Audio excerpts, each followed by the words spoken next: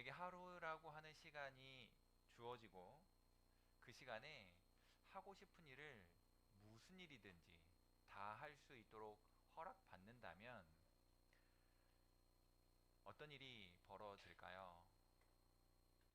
우리 모두는 아마 머릿속으로 계획이라는 것을 세울 것입니다. 혹 저는 아무 계획 없이 그냥 침대에 누워가지고 하루 종일 아무것도 하지 않고 그냥 그렇게 보낼 건데요 라고 말하는 사람이 혹 있을런지도 모르겠어요. 그런 사람이 있을 수 있잖아요, 그죠? 피곤하니까. 그런데 여러분 한번 잘 생각해 보세요. 그런 생각조차도 계획이라는 거죠. 모든 사람들은요 계획이라는 걸 가지고 살아갑니다. 우리는 생각하지는 않았어도 이 계획이라고 하는 틀 속에서 살아가요. 내가 어떻게 살아갈 건가에 대한 계획들을 다 가지고 있는 거예요.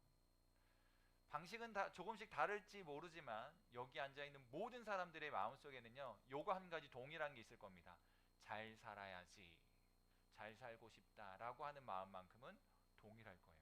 만약에 친구들이 어제 토요일날 너 내일 뭐하니? 라고 물어보았다면 여러분들은 이렇게 얘기했을 겁니다. 나 내일 아침에 교회 갔다가 점심 먹고 학원 있는 친구들은 학원 갈 거야, 혹은 뭐 할 거야, 집에서 엄마 아빠랑 뭐 할 거야, 뭐 이런 약속이 있어, 이런 이야기들을 했겠죠.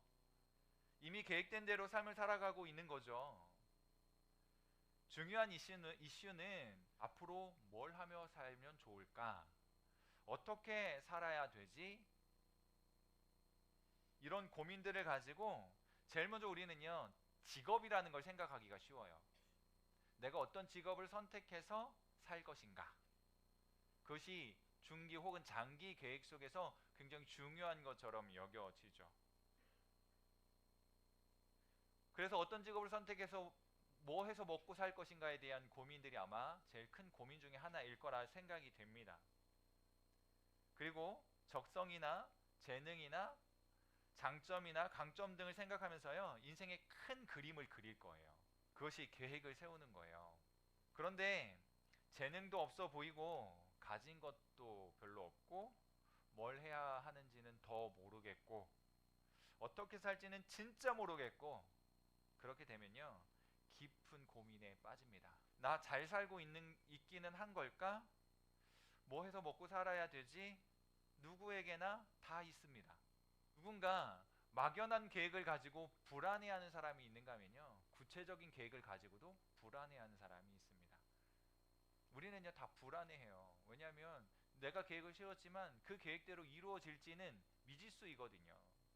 이런 인생 속에 고민한 여러분 힘을 내십시오. 용기를 가지십시오. 그리고 한번 생각해 보세요. 어떻게 살면 좋을까? 우리가 그렇게도 존경하고 훌륭하다고 칭찬하는 믿음의 사람들 한번 잘 생각해 보세요. 그분들이라고 고민이 없었을까요? 그분들이라고 계획이 없었을까요?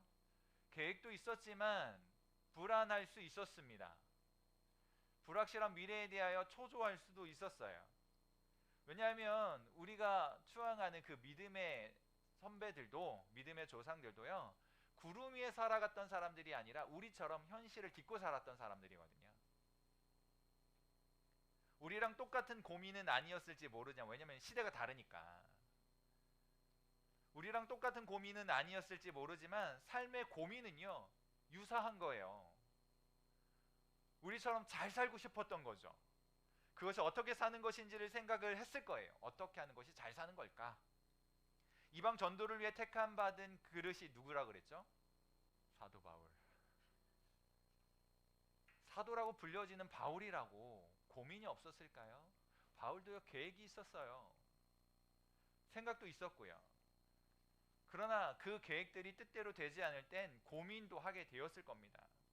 하나님의 부르심을 받고 인생의 계획을 그림으로 그릴 때 계획대로 되지 않을 때 고민했고 염려했고 걱정했습니다. 분명한 계획이 있었지만, 인생의 계획을 그림으로 그렸지만 그것이 될지 안 될지는 미지수였던 거죠. 다만 하나님을, 그리고 하나님의 약속을 믿고 맡기신 일을 사명으로 여기고 운명으로 여기고 그렇게 순종하며 살아갔던 사람이에요. 그저 즐겁고 좋기만 했던 것이 아니고요. 아픔이 있었어요. 가로막히는 어려움도 있었고 괴로움도 있었습니다.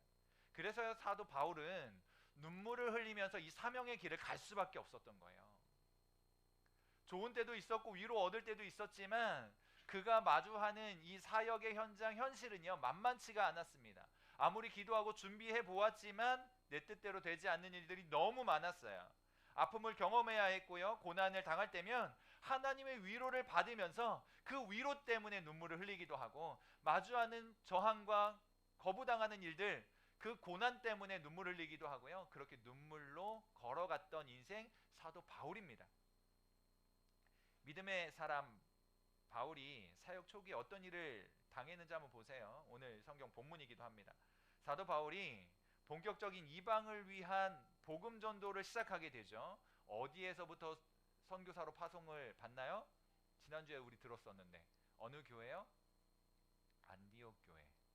안디옥 교회에서 파송을 받습니다. 안디옥 교회는요, 복음을 위한 전진 기지와 같이 사용되던 곳이었어요. 그렇게 해서 첫 번째로 전도 여행을 가게 되는데, 이 소아시아 지역 일부 지역을 이렇게 돌아와요. 그것을 1차 전도 여행이라고 해요. 지금까지 다녔던 1차 전도 여행 지역을 돌아보면서 그때 복음을 전했던 성도들, 교회들을 한번 돌아보게 되는데, 그렇게 출발한 게 2차 전도 여행입니다. 그게 오늘 본문에 해당하는 이야기예요. 16장은 2차 전도 여행 중에 다녔던 도시들을 한번 돌아본다라고 하는 내용으로 시작이 되고 있어요. 다니는 곳곳마다 예수님을 믿는 사람들이 많아졌어요. 교회는요, 부흥이라는 것을 경험하게 되었습니다. PPT 지도 하나 보여주실래요?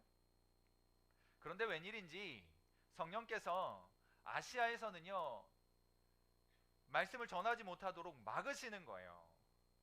이 지도 보시면 초록색으로 표시되어 있는 부르기아와 갈라디아, 이 지역을 그냥 지나서 무시아 지역으로 갑니다. 지금 뭐 저걸 무슨 색으로 해야 되나? 분홍색이라고 해야 되나요? 화면이 정확하지 않은데 하여튼 무시아 지역이라고 하는 그 지역에 가서요, 동쪽으로 아시아를 향하여 가려고 하는데 하나님이 막으시는 거예요. 그렇게 가기를 허락지 않으시고요, 방향을 틀어놓습니다. 만약에 그때 복음을 들고 아시아 쪽으로 갔더라면 아마 역사는 많이 바뀌었을지도 몰라요. 그런데 그때요, 동쪽이 아니라 밤에 환상을 보는 거예요. 환상에서 마게도냐 사람, 유럽 사람이에요. 마게도냐 사람이 나타나가지고 건너와서 우리를 도와달라라고 요청을 하는 거예요. 그래서 무시아에서 드로아로 내려가가지고, 드로아에서 배를 타면요, 저 위주로 한 빌립보, 네아폴리 뭐 이렇게 표시들이 조금 있는데 작은 글씨지만 보이죠? 거기서부터 배를 타고 빌립보라고 하는 도시로 들어가게 됩니다. 그렇게 해서 유럽을 향한 복음이 전파가 시작이 돼요. 그런데 희한하게 웬일인지 성령께서요, 사도 바울이 가는 길을 막았어요. 아시아를 향하여 가던 길을 막으셨습니다. 방향을 틀었어요. 드로아로 내려가게 하셨고, 동쪽이 아니라 서쪽을 향하여 가게 하셨습니다. 그리고는 그가 밤에 환상을 경험하고요, 마게도냐 사람 환상이라고 말하는데 그 환상을 경험하고는요, 바울이 바로 마게도냐로 넘어가게 됩니다. 믿음을 가졌지만 바울의 계획대로 되는 일이 아니었어요. 우리는 다 알 수가 없습니다. 하나님의 이끄심은 우리의 머리로 다 이해할 수 없다는 거예요. 그 순간에는요, 불합리하게 여겨질 수도 있고요, 비상식처럼 여겨질 수도 있어요. 도무지 받아들여지기 어려운 것처럼 보여질 수도 있습니다. 그런 것 같아 보여도요, 하나님의 뜻은 확실합니다. 하나님께서는요, 하나님의 계획을 분명히 이루시는 분이세요. 우리는요, 그 하나님의 뜻을 분명히 알고 인정하게 되면, 그것이 중요한데, 그렇게 인정하게 되면 우리의 태도는 달라지게 되어 있어요. 이게 놀랍고 신비로운 일입니다. 바울이 환상을 보기 전까지는 그의 계획은 아시아를 향하여 있었습니다. 그 지역에는 어떤 사람이 있었을까 생각하면서 분명 기도했을 거예요. 우리로 치면 뭐 수련회를 준비하면서 기도회를 한다든지, 뭐 릴레이 금식 기도를 한다든지, 뭐 팀 기도를 한다든지, 뭐 사전 조사로 뭐 답사를 다녀온다든지 뭐 찬양팀이 콘티를 뽑아가지고 연습을 한다든지 뭐 이런 준비들을 잘 했을 거란 말이죠. 아무 생각 없이 툭 하고 갔던 게 아닐 거란 말이에요. 기도하면서 분명한 계획을 가지고 있었을 거예요. 어떤 지역인지는 모르지만 주변에서 들을 수 있는 모든 정보들을 들어가지고 아, 그 지역은 이렇다더라, 뭐 그 도시는 이런 도시니 이런 상황이니 뭐 이런 것들을 다 따져보고는 그렇게 계획적으로 움직여 갔을 거란 말이죠. 그런데 그 계획이 막힌 거예요. 바울 입장에서는요, 황당한 일인 거죠. 기도도 했고, 우리 마치 이런 거예요. 우리 선생님 지난번에 우리 야외 그 쉬면 뭐하니 하려고 잘 준비했는데 몇 주 동안 잘 준비했는데 비 예보 때문에 방향을 틀었잖아요.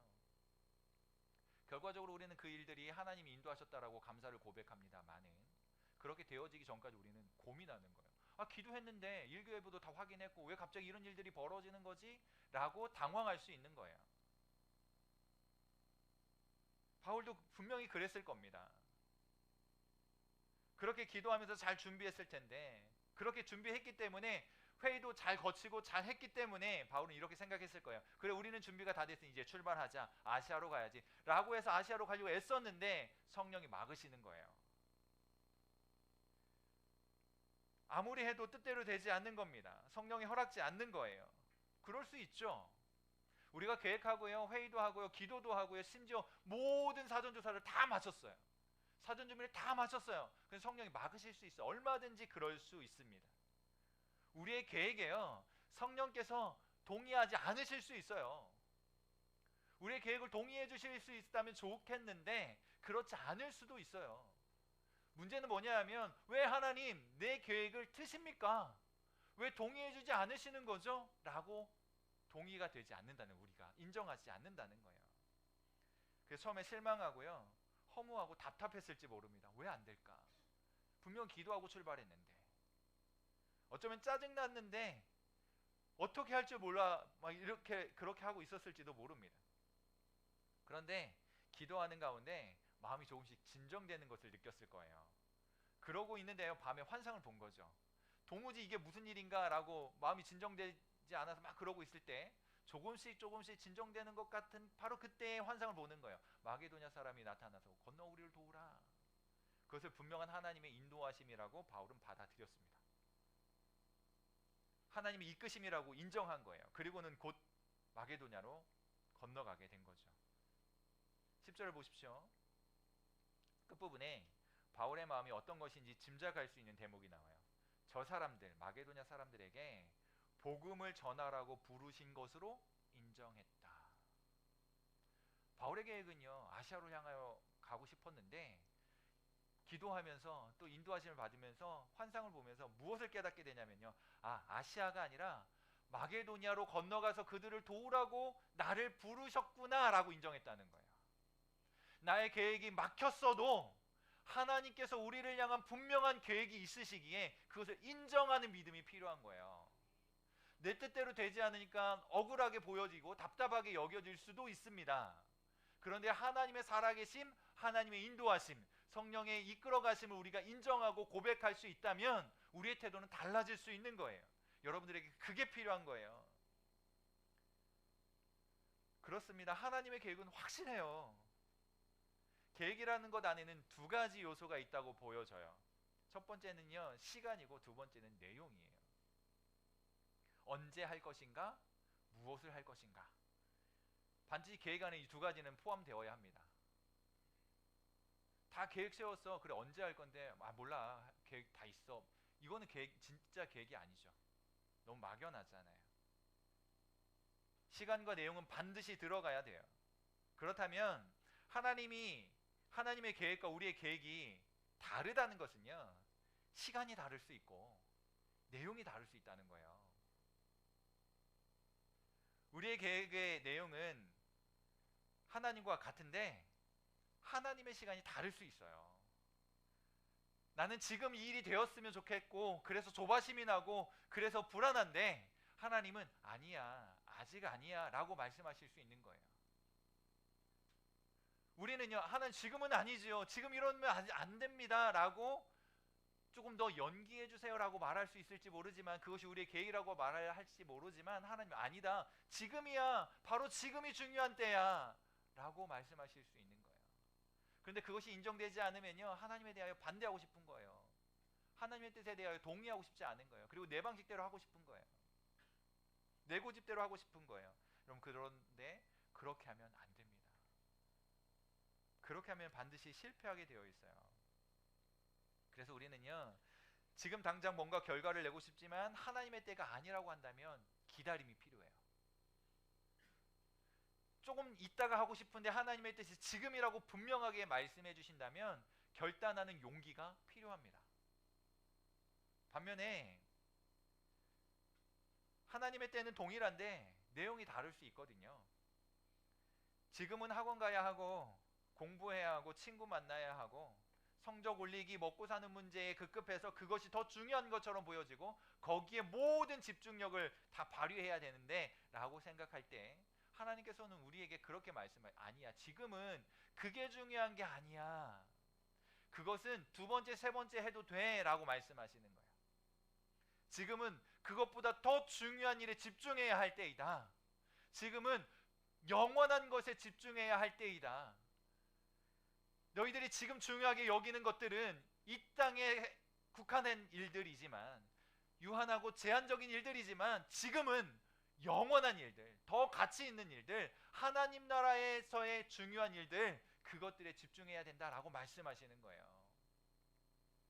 지금 성적 올리기, 친구 만나는 일, 공부하는 일, 뭐 이 세상에 먹고 사는 일, 뭐 건강 챙기기, 이런 거 중요하지 않다라고 말하는 게 아니에요. 다 중요해요. 그러나 더 중요한 게 있다는 얘기죠. 더 중요한 게 있어요. 여러분, 열심으로 공부하셔야 합니다. 친구 관계 열심으로 잘 놓으셔야 됩니다. 건강 잘 챙기셔야 돼요. 다 잘해야 돼요. 그런데 그것보다 더 중요한 게 있다는 사실을 잊지 않았으면 좋겠어요. 하나님께서는요, 이 땅에 있는 일들 조금 뒤에 해도 괜찮다라고 말씀하시는 거예요. 조금 나중에 해도 된다고 말씀하시는 거예요. 우리 생각에는요, 지금 안 하면 망할 것 같잖아요. 지금 당장이 아니면 큰일 날 것처럼 여겨질 수 있거든요. 지금은 이 세상에서 성공하는 문제보다, 이 땅에서 먹고 사는, 잘 사는 것보다, 학교 성적 올리는 것보다, 친구 관계 잘 해놓는 것보다 하나님 나라의 일에 더 관심을 두는 게 맞다는 거죠. 하나님 나라의 백성으로 하나님 나라를 마음에 품고 하늘에서 가치 있는 일들, 영원한 것들을 따라서 사는 일이 더 중요하다는 거예요. 여러분, 제발 그렇게 살아주실 수 있기를 바랍니다. 예수 그리스도, 그리고 십자가의 복음, 진리의 말씀, 이런 것들을 우선으로 하여 살아가셨으면 좋겠어요. 정말 그렇게 살아냈으면 좋겠습니다. 훗날 명백하게 드러날 거거든요. 그때는 몰랐어요 라고 말해도 소용없어요. 왜냐하면 지금 목사님이 침튀겨하면서 얘기하고 있거든요. 여러분, 진짜 깨달았으면 좋겠습니다. 이 땅에 있는 것이 전부가 아니라는 사실이요, 더 중요한 것이 있고 영원한 것이 있다는 사실 분명하게 가슴속에 좀 각인해 놓으셨으면 좋겠어요. 무엇이 영원한 것이고 무엇이 더 가치 있는 것이고 무엇이 진짜 올바른 선택인지 여러분 분명하게 깨닫고 그 일을 선택하셨으면 좋겠습니다. 그러니 지금은요, 하나님의 이끄심을 따라 살아야 돼요. 나의 계획이 아니라 하나님의 영원한 계획에 초점을 맞추고 살아야 합니다. 세상의 돈도 건강도 명예도 언젠가 모두 사라질 거예요. 이 땅에 속해 있는 것들이기 때문에 그래요. 그러나 진리의 말씀, 십자가 복음, 하나님의 능력, 주의 사랑, 하나님 나라를 위한 헌신, 섬김, 이것들은 영원히 사라지지 않습니다. 이 모든 것들이요, 하늘에 쌓아두는 보화와 같은 것들이에요. 그러니 영원한 나라, 복음의 정신에 모든 우리의 관심을 좀 집중하고 살아가시기를 바랍니다. 세상의 자원이 필요 없다는 말 아니에요. 다 필요합니다. 그러나 더 중요한 것이 있다는 사실을 인정하실 수 있기를 바랍니다. 그것이 우선되어야 돼요. 바로 나의 개인적인 생각이나 욕망이 아니라 하나님이 이끄시는 인생을 살아가야 합니다. 그렇게 하나님의 뜻을 이루고 하나님 나라를 위해 기여하는 인생을 살아가실 수 있기를 바라요. 그런 인생을 살면서 하나님께서 이 땅에서 하나님이 책임지시고 하늘의 영원한 상급을 예비하고 그것들을 받아 누리고 그렇게 살아가실 수 있기를 바랍니다. 하나님께서요, 그들을 위하여 우리를 인도해 가시는 거예요. 오늘 설교 제목이 하나님이 이끄시는 인생이잖아요. 내 뜻이 나의 삶을 이끌어가는 게 아니고 하나님이 우리의 인생을 이끌어 가시도록 인정하고 내어드리는 그런 삶을 살아야 합니다. 그렇게 하나님께서 우리 인생을 붙들고요, 하나님이 원하시는 곳으로 가게 만드시는 거예요. 그래서 우리가 지금 여기에 있어요. 오늘 이후 우리가 또 어디에 있을지 모릅니다. 그러나 우리가 분명하게 고백해야 할 것은 하나님이 나의 인생을 붙들고 이끌어 가신다라고 하는 사실, 그 사실을 인정하고 믿음으로 고백하고 그렇게 살아가는 여러분 되실 수 있기를 바랍니다. 그렇게 살 때요, 하나님께서 여러분들의 인생 책임져 주실